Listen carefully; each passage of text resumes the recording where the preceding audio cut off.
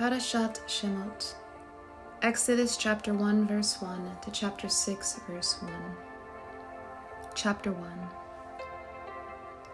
Now these are the names of Bnei Yisrael who came into Egypt with Jacob, each man with his family: Reuben, Simeon, Levi, and Judah, Issachar, Zebulun, and Benjamin, Dan, Naphtali, Gad, and Asher.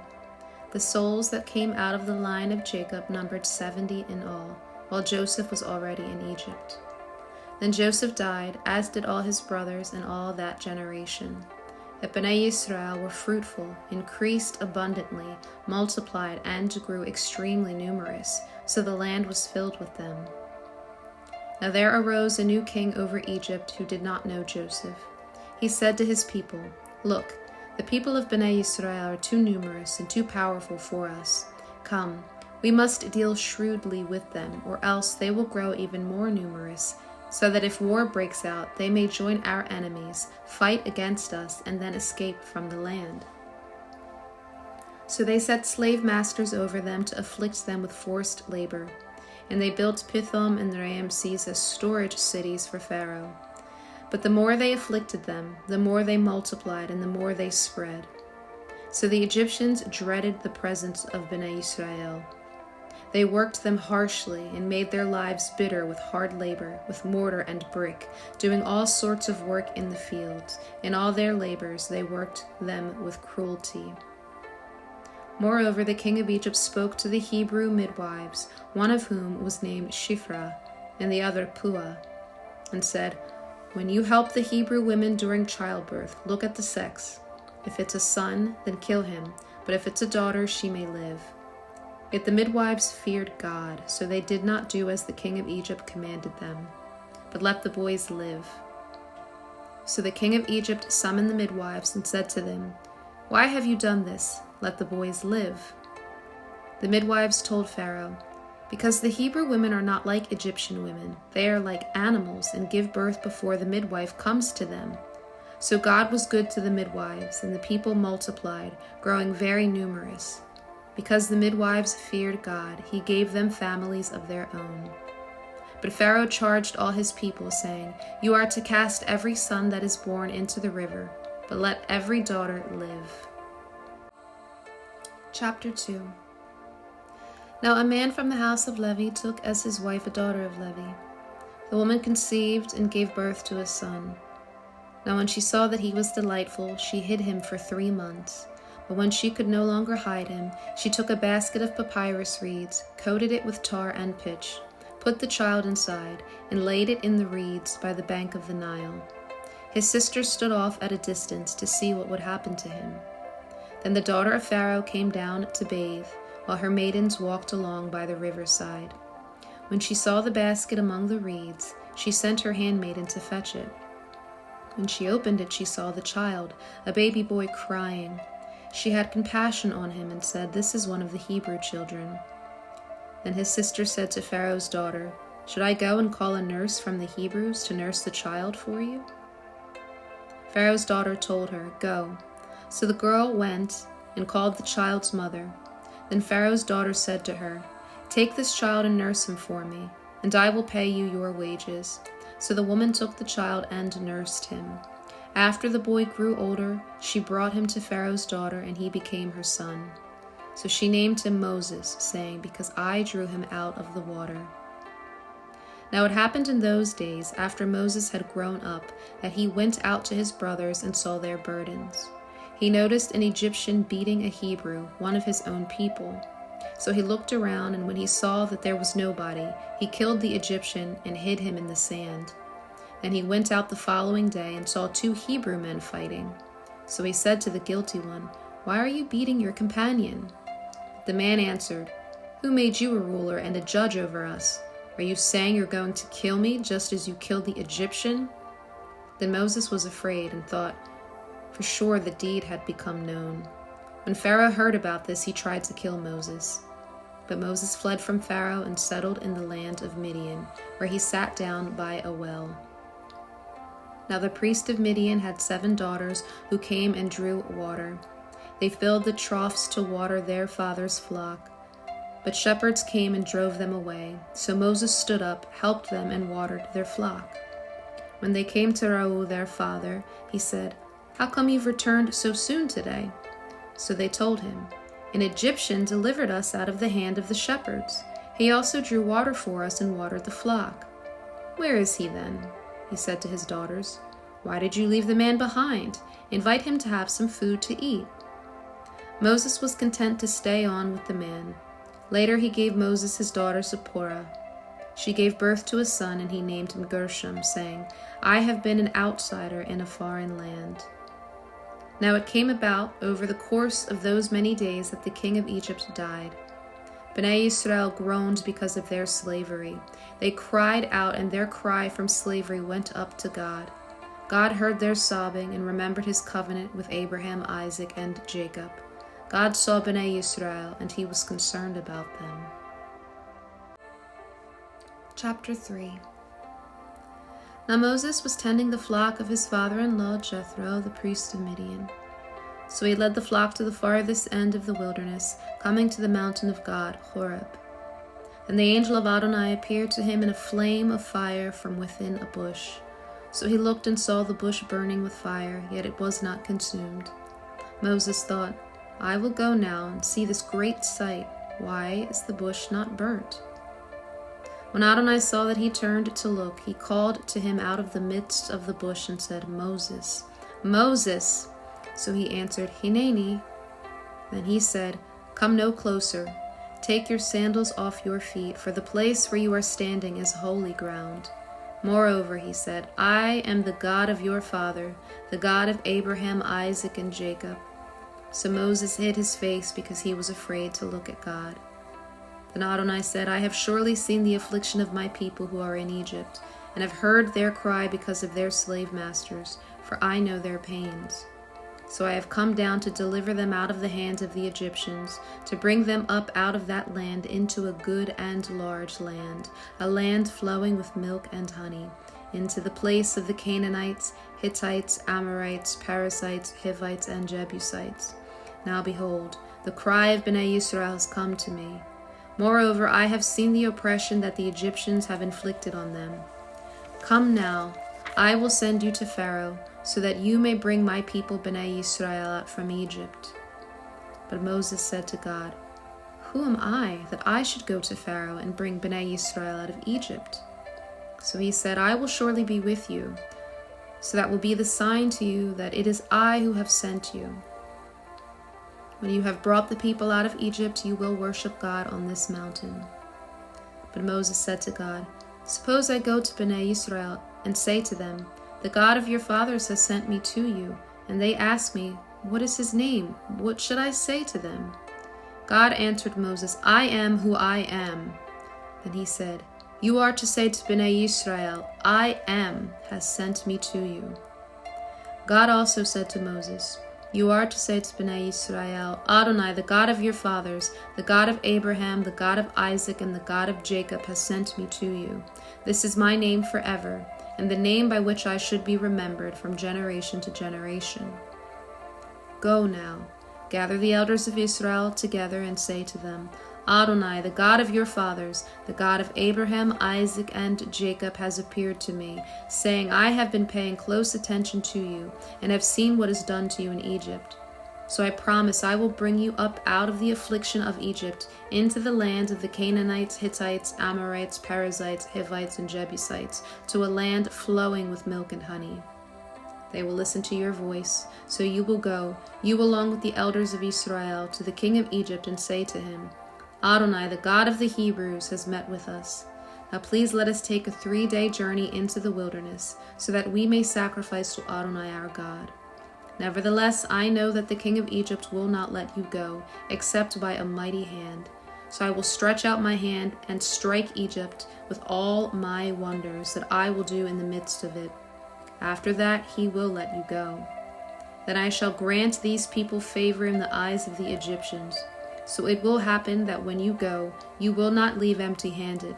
Every woman is to ask her neighbor and the woman who lives in her house for silver and gold, jewelry, and clothing. You will put them on your sons and your daughters, so you will plunder the Egyptians. Chapter 4. And Moses said, "But look, they will not believe me or listen to my voice. They will say, 'Adonai has not appeared to you.'" So Adonai said to him, "What is it that is in your hand?" "A staff," he said. Then he said, "Cast it on the ground." When he cast it to the ground, it became a serpent. So Moses fled from before it. And Adonai said to Moses, "Stretch out your hand and take it by the tail." So he put out his hand, laid hold of it, and it became a staff in his hand. This is so that they may believe Adonai, the God of their fathers, the God of Abraham, Isaac, and Jacob, has appeared to you. Adonai also said to him, "Now put your hand within your cloak." So he put his hand inside, and when he took it out, his hand had sa'arat, white as snow. Then he said, "Put your hand back into your cloak." So he put his hand back in, and when he took it out, it was restored again, as the rest of his skin. Then he said, "If they do not believe you, or listen to the voice of the first sign, they will believe the message of the latter sign. But if they do not believe even these two signs, nor listen to your voice, you are to take the water of the river and pour it on the dry land. The water which you take out of the river will become blood on the ground." But Moses said to Adonai, "Adonai, I am not a man of words, not yesterday, nor the day before, nor since you have spoken to your servant, because I have a slow mouth and a heavy tongue." So Adonai said to him, "Who made man's mouth? Or who makes a man mute or deaf, seeing or blind? Is it not I, Adonai? Now go, I will be with your mouth and teach you what to say." But he said, "Please, please send it by another hand." Then the anger of Adonai was kindled against Moses, so he said, "In fact, Aaron the Levite is your brother. I know that he can speak well. Moreover, he is on his way to meet you. When he sees you, he will be glad in his heart. You are to speak to him and put the words in his mouth. I will be with your mouth and with his, and teach you what to do. He will be your spokesman to the people, so that he may act as a mouthpiece for you, and it will be as if you were as God for him. Now then, you must take this staff in your hand to do the signs." So Moses went, returned to his father-in-law Jethro, and said to him, "Please let me go, so I may return to my kinsmen who are in Egypt, and see whether they are still alive." Jethro said to Moses, "Go in peace." And Adonai said to Moses in Midian, "Go, return to Egypt, for all the men that sought your life are dead." So Moses took his wife and his sons, set them on a donkey, and returned to the land of Egypt. Moses took the staff of God in his hand. Adonai said to Moses, "When you go back to Egypt, see that you do all the wonders before Pharaoh that I have put in your hand. Still, I will harden his heart, and he will not let the people go. You are to say to Pharaoh, 'This is what Adonai says: Israel is my son, my firstborn. So I have said to you, let my son go, that he may serve me. But you have refused to let him go. Behold, I will slay your son, your firstborn.'" It happened along the way at a lodging place that Adonai met him and sought to kill him. But Zipporah took a flint, cut off the foreskin of her son, and threw it at his feet, saying, "You are surely a bridegroom of blood to me." She said, "A bridegroom of blood because of the circumcision." Then he left him alone. Now Adonai said to Aaron, "Go into the wilderness to meet Moses." So he went and met him at the mountain of God and kissed him. And Moses told Aaron all the words of Adonai with which he had been sent, along with all the signs that he had commanded him to do. Then Moses and Aaron went and assembled all the elders of Bnei Israel. Aaron spoke all the words that Adonai had spoken to Moses, and did the signs in the sight of the people. So the people believed. When they heard that Adonai had remembered Bnei Israel and had seen their affliction, they bowed their heads and worshipped. Chapter 5. Afterward, Moses and Aaron went and said to Pharaoh, "This is what Adonai, God of Israel, says: Let my people go, so that they may hold a feast for me in the wilderness." But Pharaoh said, "Who is Adonai that I should listen to his voice and let Israel go? I do not know Adonai, and besides, I will not let Israel go." They answered, "The God of the Hebrews has met with us. Please let us take a 3-day journey into the wilderness, so we may sacrifice to Adonai our God, or else he may strike us with pestilence or with the sword." But the king of Egypt said to them, "Why do you, Moses and Aaron, make the people break loose from their work? Go to your labors." Then Pharaoh said, "Look, the people of the land are now so numerous, yet you would have them rest from their labors?" Then on the same day Pharaoh commanded the slave masters of the people and the foremen, saying, "You are not to give the people any more straw to make bricks as before. Let them go and gather straw for themselves, but impose on them the quota of bricks that they made previously. Don't reduce it, for they are lazy. That's why they cry out, saying, 'Let us go and sacrifice to our God.' Let even heavier work be laid upon the men, so that they must labor, paying no attention to deceptive words." Then the slave masters of the people went out along with their officers, and they spoke to the people, saying, "This is what Pharaoh says, 'I will not give you straw. Go and get straw for yourselves wherever you can find it, for there will be no reduction of your work.'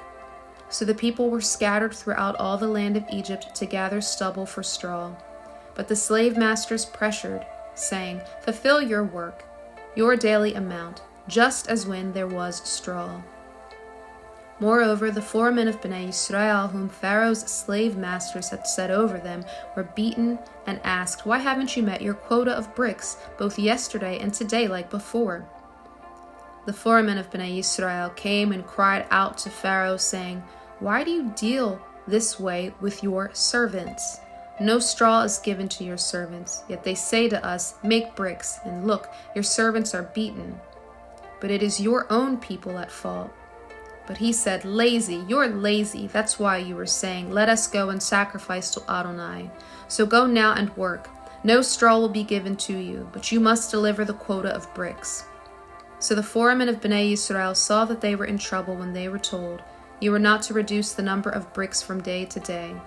Then they met Moses and Aaron, who were waiting for them as they came from Pharaoh. So they said to them, 'May Adonai look on you and judge, because you have made us a stench in the eyes of Pharaoh and in the eyes of his servants, putting a sword in their hand to kill us.' So Moses returned to Adonai and said, 'Adonai, why have you brought evil on these people? Is this why you sent me? Ever since I came to Pharaoh to speak in your name, he has brought evil on these people. You have not delivered your people at all.'" Chapter 6, verse 1. Adonai said to Moses, "Now you will see what I am going to do to Pharaoh. By way of a strong hand he will let them go and drive them out of his land." Isaiah chapter 27, verse 6 to chapter 28, verse 13. In days to come, Yaakov will take root, Israel will blossom and bud and fill the face of the world with fruit. Did he strike Israel as he struck those who struck them? Or were they slain as their slayers were slain? You contended with her by banishing her, by driving her away. With his fierce wind he expelled them on the day of the east wind. So by this will Yaakov's sins be atoned, and this the full price to remove his sin. When he makes all the altar stones like shattered chalk stones, so that the Asherah poles and incense rise no more. The fortified city is a lonely habitation, forlorn and forsaken like the desert. There the calf will graze, there lie down and consume its branches. When the boughs are withered, they will be broken off. Women come and set them on fire, for it is a people of no understanding. Therefore their Maker will show them no mercy. He who formed them will give them no grace. It will come about in that day, Adonai will thresh from the channel of the river to the wadi of Egypt, and you will be gathered one by one, Bnei Yisrael. It will also come about in that day, a great shofar will be blown. Those perishing in the land of Assyria and the exiles in the land of Egypt will come and worship Adonai on the holy mountain in Jerusalem. Oi, the proud crown of Ephraim's drunks, its glorious beauty is a fading flower, which is at the head of the fertile valleys of those overcome with wine. Behold, Adonai is strong and mighty, like a hailstorm, a destructive tempest, like a downpour of overflowing water. He hurls it down to earth with his hand. The proud crown of Ephraim's drunks will be trampled underfoot. The glorious beauty is a fading flower, which is at the head of the fertile valley, like a first ripe fig before summer. Whoever sees it swallows it up while it is still in his palm. In that day Adonai Tzaot will be a crown of glory, a diadem of beauty to the remnant of his people, a spirit of judgment for him who sits on the judgment seat, and strength for those turning back, the battle at the gate. But these also reel from wine and stagger from strong drink. The Kohen and the prophet reel from strong drink, are confused because of wine. They stagger because of strong drink. They are muddled in vision. They stumble in judgment.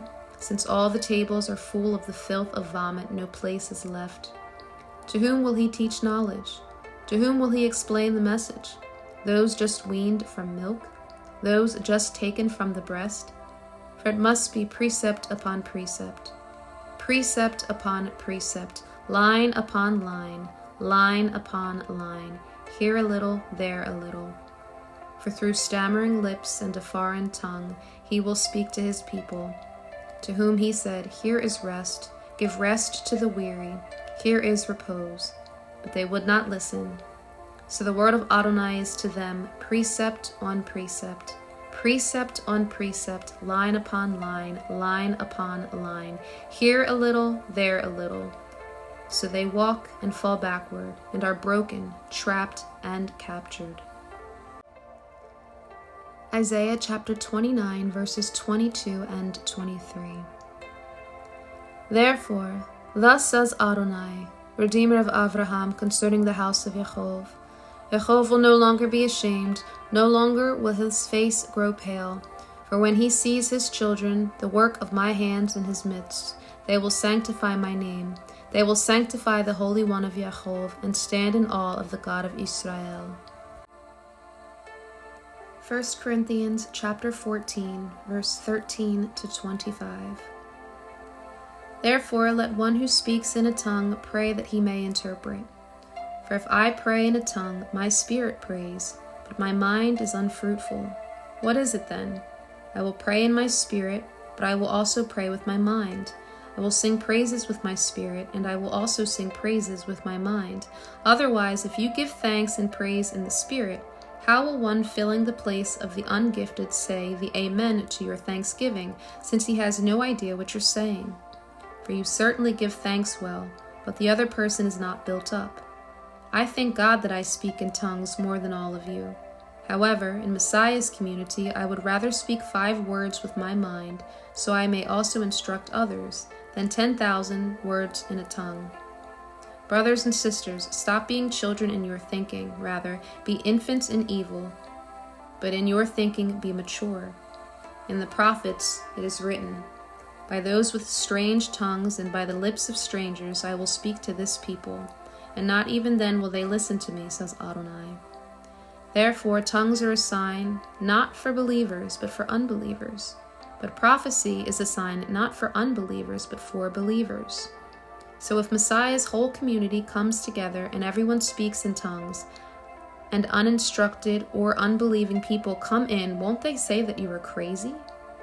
But if all are prophesying and some unbelieving or ungifted person comes in, he is convicted by all. He is called to account by all. The secrets of his heart become known, and so he will fall down on his face and worship God, declaring, God really is among you.